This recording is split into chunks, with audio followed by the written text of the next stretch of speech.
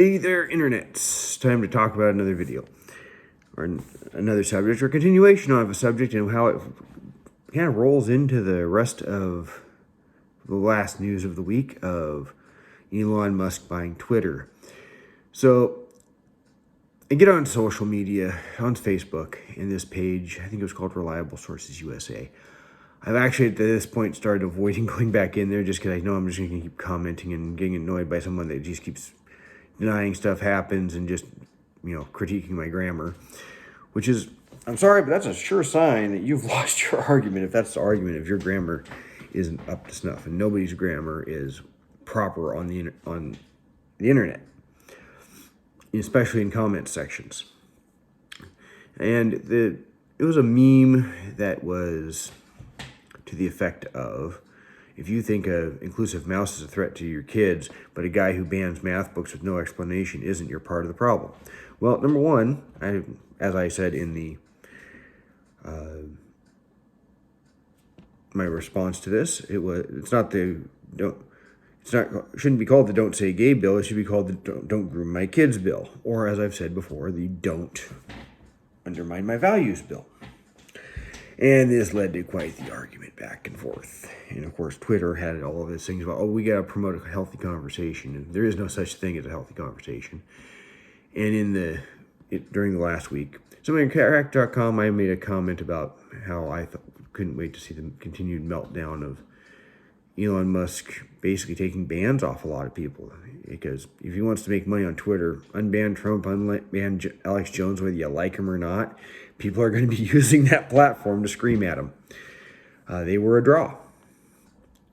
Twitter is basically for quick slap back, clap back, come back comments. First putting out something real quick, not in detail. I mean, if I was going to get on it, and I probably will have to at some point, it's going to be about sharing a link to news or sharing a link to the video. So,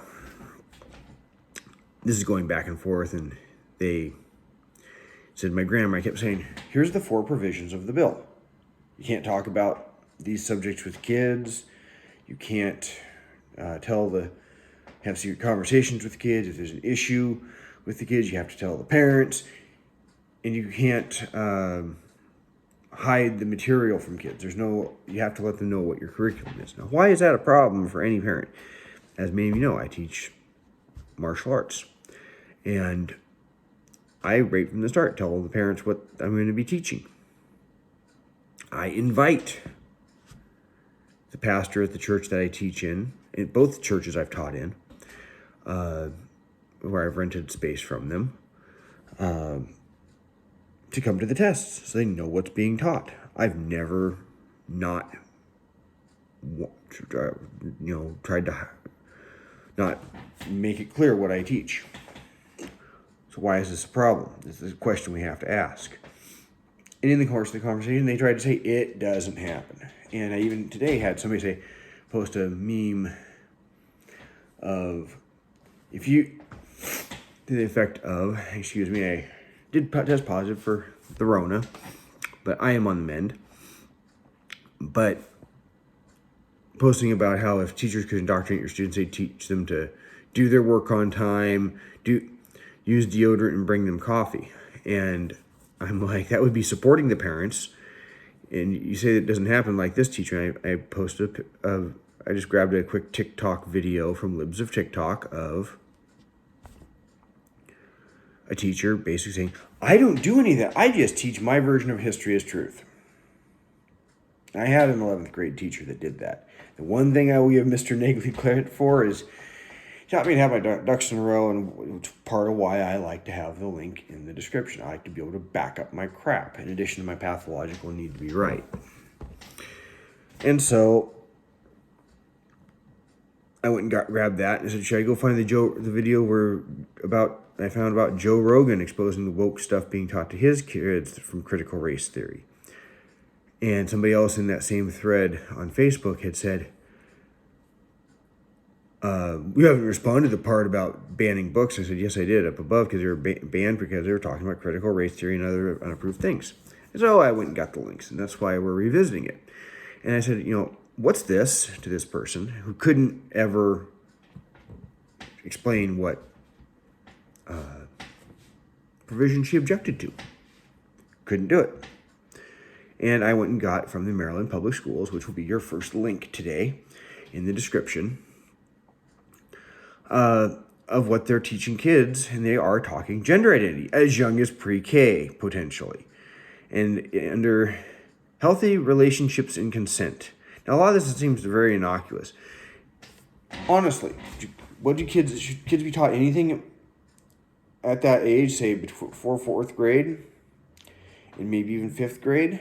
Because when I was in school, fifth grade was when you did human growth and development. But if you say it should be done at fourth grade, well, let's have an honest debate about that. But what do kids need to know? Because, some kids are developing younger for debatable reasons, whether it's stuff in meat or just better diets. In my family ancestry, there was some history of, at least with men, voices breaking in the third grade with my dad. And that was back in the 40s. But it says, pre-K, identify what's special about your family. Recognize family group as a people that support each other. And this is, recognize there are different kinds of families. Single parent, same gender, intergenerational, blended, interracial, adoptive, foster. And it says down here, recognize that individuals' personal boundaries and autonomy. That's fine. Describe characteristics of a friend. Oh, that's fine, but it seems a little bit advanced, unless you're getting really simplistic for a preschooler. But later it talks about, pre-K, same thing for families. And it keeps saying intergenerational, which is potentially creepy. Because let's be honest about that. What does that really mean? When you start talking about intergenerational relationships, is this 45-year-old man gets together with a 25-year-old woman? I had a friend do that. I have a couple of relatives where the closest one kind of by marriage, one by blood relation, my great aunt specifically, was like 20 years younger than their husbands. Got a close friend. He married a woman 20 years younger than him. But these were with these were the consenting adults. Which, if you're related to that person, you might say, I have concerns about why a 40-year-old man is wanting to date my 20-year-old daughter. Or is this, oh yeah, it's okay for a 25-year-old man to be dating a 12-year-old. And we've got TED Talks on YouTube, or at least there was at one point, of someone trying to justify why we shouldn't punish those people. So that's kind of creepy. And maybe they just need to not talk about that. And then it gives down here, recognize the range of ways people identify and express their gender. Since when do kids need to know about that? I mean, let's be honest about something. When people say this stuff doesn't happen in schools, we know it's crap because there's all sorts of TikTok videos of people bragging about how they do it. Or doing it, actively doing it. I saw one of a guy talking about how he's trans or non-binary. You know what the cool thing about it is? And I was explaining about the doctor identifying the children at birth. And it's like, no. You're either an XX or you're an XY. And this is where you get right into the undermining of values. Sorry, it does happen. Stop lying, or you're really sheltered in your liberal worldview and not seeing or expressing anything else. When your own side, or these people that you say don't exist, are actually going out and bragging about it online, you kind of already lost that argument. It is happening. And that's what the Florida bill bans.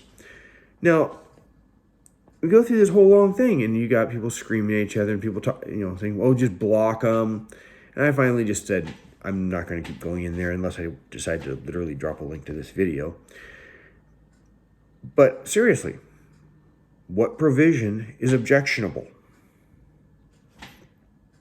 But then I look at the Maryland Public Schools, and I said, what? I actually said, what's this? And I said, because it's literally Maryland mandating discussion on gender identity with kindergartners. This is what pre-4th grade needs to know. An adult touches you, or somebody touches you where your bathing suit would cover, you need to talk to a trusted adult. That's all they need to know. When they start saying, well, what about families where Sally has 2 mommies? That's maybe a discussion you should have with your parents, but there are people where they might be 2 moms or 2 dads. Because I got news for you. It's like the Batman meme, slapping Robin meme they made years ago. He said, there should be a class called Life Skills, and Batman slapping Robin saying that's the parent's job. It is. It is the parent's job to discuss that, especially at that age, not the schools. I mean, a lot of this sounds very innocuous about practicing communicating skills, which, of course, when I was in school, we all rolled our eyes at. Go out and learn, make a friend during class, or pretend to make a friend during class. I'm like, oh my God, this is stupid. I'm the only one that actually tried to do it. It was really embarrassing. Don't recommend doing it socially. It's almost as much social suicide as being a Republican. But it goes into all this. Kids, when they're young, they know their family. They know the immediate families. It wasn't something that occurred to me to say, oh, what kind of families are there? All these people were just older people to me because most of my relatives were older, being born later in my parents' life. So the idea that I wasn't having this conversation, I didn't end up with this conversation of, because of the particular relationships, it wasn't like, hey, Mom, why is I'm going to say Sally, because I don't have an Aunt Sally, but it's fictitious. Why is Aunt Sally the same age as you, but her husband's as old as Grandma? Because most people have their kids in like their 20s or their 30s. My parents had their kids in their very late 30s, early 40s. So they were all older people to me. I didn't grasp that my mom's aunt was in her 60s and my mom's uncle was 20 years older. Okay, I didn't grasp that. And that's something that should only be, if the bobble's there, I just bump the table and the placemat that everything's sitting on. I didn't grasp that. But if I had, it's not the school's job to discuss that. It's the parents' job to discuss that. Because maybe the parents have a values issue with how it's discussed. And so there's that. And then Florida banning those books. And that will be your second link, where you will find from the Daily Mail an article on it. And it actually breaks down some of the reasons out on the side where 28 or 21% are not included on the adopted list because they are incorporated prohibited topics or unsolicited strategies, including CRT. And you will actually find shots of social emotional learning stuff and ostensibly math problems or ideas using prejudice. Why not just use the same idea and say, who likes pineapple on pizza? Something almost as controversial, but doesn't have to get into issues of race. Because as we all know, pineapple always goes on pizza. Just like a 45 is always better than a Glock. But, those are all things where you could say, who has a bias toward whether Die Hard's a Christmas movie? I mean, you can find stuff to argue without having to get into racial issues. Do you like red Kool-Aid or green Kool-Aid? I mean, you could do a lot of different ways of doing this, even if it's completely goofy, to explain these concepts without, and this is what people mean by critical race theory and being taught in schools, is because it puts it in there. There's one that says, adding and subtracting polynomials. What? Me, racist? More than 2 million have tested their racial prejudice in an online version of the implicit association test. Most groups average scores between slight and moderate bias, but the differences between groups by age, by political identification are intriguing. Why is that in a math book? What does any of that have to do with math? what it is while they're ostensibly doing the math, they're absorbing the rest of this. So you will find a link to that on the Daily Mail, which I do believe is NewsGuard certified, but I do not have used NewsGuard, but I know Tim Pool does, and he goes back to these guys. You'll actually see some pictorial examples of what's in there. So yes, there was a reason. And then some of the stuff, it was just, so strategies they didn't want to use, or stuff that didn't otherwise meet BEST. I do not know what BEST as an acronym stands for in Florida. I didn't catch it in the article. But essentially they didn't meet standards. This wasn't without explanation. So you get this whole argument on online. But how does this relate to Twitter? Well, we've long known that conservatives keep saying it, and you keep noticing it in the liberal meltdown that you see over Elon Musk buying Twitter is exactly what we are talking about. It was leaked audio of someone, the CMO of Twitter, being upset over the possibility of anybody having free speech. You're seeing people post stuff like, this is a guy who thinks that is going to let people say whatever they want. That's not what free speech is. What the hell is it? A person I've known all my life saying, the fact that they sold, if they weren't about wokeness, that they wouldn't have sold to this guy. Well, I got a problem is that now we're seeing weird behaviors, as was being reported by on Tim Pool's morning broadcast. I think I shared it on my Facebook. You're seeing all these meltdowns. It's kind of it certainly looks suspicious, and suddenly all these conservatives are getting all these followers, and I'm not rushing over to try and figure out the password to my Twitter account that I've used twice to respond to sports analysts. You're not seeing me rush back. You might see a little bit of a tweak back unless they're unbanning people. But how is it any different that he buys it versus somebody else? Liberal Democrats for years have said, well, if you don't like Twitter, make your own Twitter. And suddenly someone buys it. And, what people also have to understand is some of those owners of Twitter were institutional investors.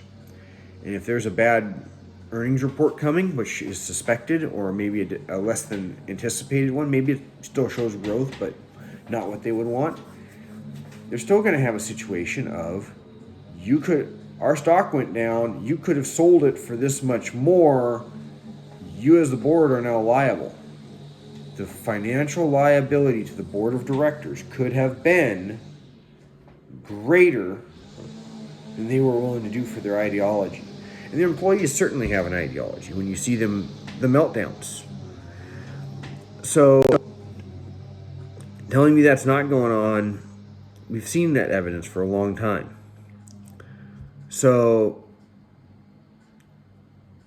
now we also have, because of this, liberal Democrats wanting to regulate social media, whether it be YouTube, and hopefully during this time while I have the Rona, I'll get my Rumble going, so I'll be able to put this up on both. You have Democrats wanting to now regulate this more. Before, Republicans wanted to come in, and this was the danger, hit Section 230 with a sledgehammer. Because what happens is Facebook provided a medium for that whole conversation. Twitter provides a medium. YouTube provides a medium, but YouTube ostensibly has no editorial control. Because they have no editorial control, ostensibly they can't be held responsible if I libeled somebody, if I slandered somebody, if I used copyright material, even if they have and they may have some amount of, we have to remove things for a copyright complaint, or can't be held responsible, and they have to deal directly with me if I violated copyright. So, and it gets really weird where if I'm out on the street and I video something and someone's playing music in the background, and it can be discerned, potentially I can get nailed for copyright. Instead of making little tweaks to deal with the background noise that's not connected with me during some sort of live event, or something they want to completely rip out Section 230, or effectively try and force someone to take a view. And what you often find is the same people that want to bring back the fairness doctrine because they want to ostensibly create a fair situation. What they really want to do is silence their critics. Well, Republicans are wanting to force the social media companies that you can't silence people you don't like. And for example, the Hunter Biden laptop story, Facebook tried to suppress it, Twitter actively tried to suppress it. They even openly said they were suppressing it, and then you find out it's true. And that is clear evidence that, yes, there was a bias. Then they have this attitude of Section 230. We'll just smash it all and force you to do it this way. Now Democrats want to regulate it. The whole thing is very dangerous for free speech and the approach to it. Because if you start saying you must take these people, that means you might be forcing somebody else off. If you say you cannot allow this, which is what Democrats want to do, they want to have hate speech laws. What's hate speech? Is hate speech just uttering a racial slur? Is hate speech saying I don't agree with the views of Ibram X. Kendi, who's, I believe it was one of his books that my wife had to read for working at Boys and Girls Club, which, by the way, there's another example of people in a teacher or authoritative role pushing their politics as truth. That was a whole pile of woke before she left. She was asked to leave. And I was just listening in, and I wasn't sitting there eavesdropping it, but, I'd go into the other room while she did her Zoom meeting, and I'd get up to go get something to drink because she was in the kitchen doing her Zoom meeting, and I'd hear part of it, But, like some gal saying how great it was that some 13-year-old girl came out as bi or lesbian to her. I'm thinking, why is a 13-year-old girl coming out as bi or lesbian to a adult at Boys and Girls Club? But I digress. It's a very dangerous thing to mess with Section 230. It's a very simple solution. Section 230 says you are not responsible for content if you don't have editorial control. So they need to be made to pick one. They can either have editorial control and be responsible for it, or they can not have give up editorial control and say, not our problem. They can wash their hands of it. Right now, big tech, Facebook, Twitter, YouTube,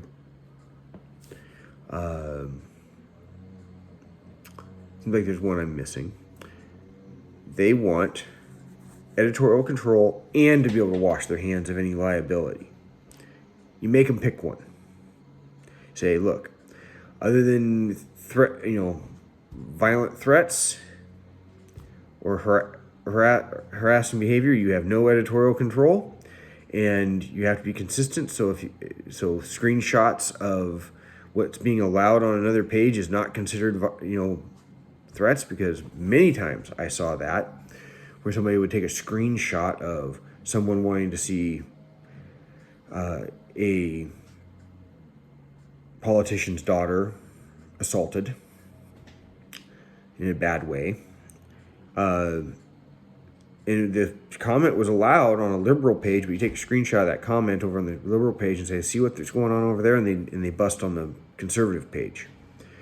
I saw some of their versions of fact-checking. Running Skagit County Republicans put it up there and say, here's all the reasons Kamala Harris is a threat to the Second Amendment.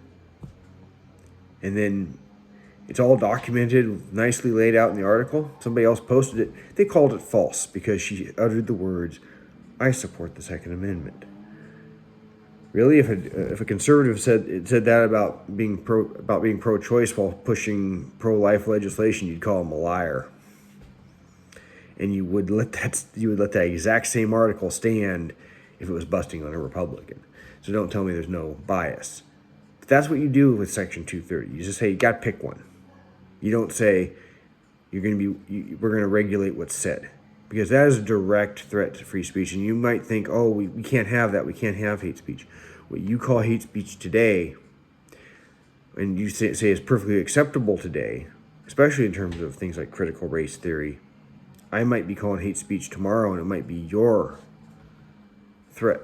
It might be your ability to speak that's at threat the next day. So I'm going to leave it there. You guys all have a good one, and hopefully I'll get on to the other video I wanted to do before too long. I am on Facebook, and as always, like, because it's good for the algorithm, comment, it's good for the algorithm, and share, because the more it gets out, the more people these messages can reach, if you like it. Talk to you later.